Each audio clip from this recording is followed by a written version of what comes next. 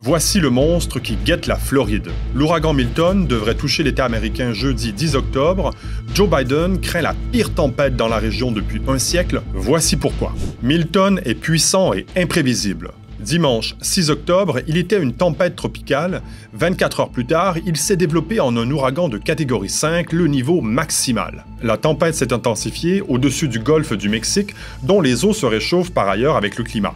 Cette aggravation extrêmement rapide d'une tempête tropicale, phénomène de plus en plus fréquent avec les changements climatiques, a fait craquer ce météorologiste. It's just an incredible hurricane.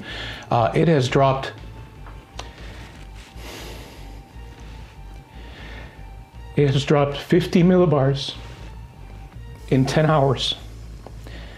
I apologize. This is just horrific. You know what's driving that. I don't need to tell you. Global warming, climate change, leading to this and becoming an increasing threat. Quand il touchera la Floride, l'ouragan pourrait provoquer une vague de submersion de 4 mètres et des vents jusqu'à 250 km/h, ce qui est suffisant pour arracher le toit d'une maison. Au-delà de la force de Milton, c'est la topographie de la Floride qui inquiète. Les côtes sont très sensibles aux inondations en raison de bas-fonds et d'une pente sous-marine qui remonte doucement vers les terres. Pire encore, l'ouragan pourrait toucher terre à Tampa.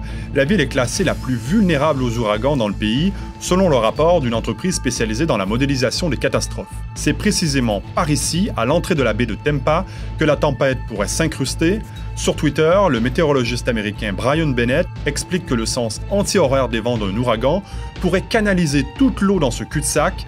La baie déborderait, inondant le centre-ville et toute cette aire urbaine de 3 millions d'habitants. Face à cette possible catastrophe, un mot d'ordre a été donné par les autorités aux habitants, fuir.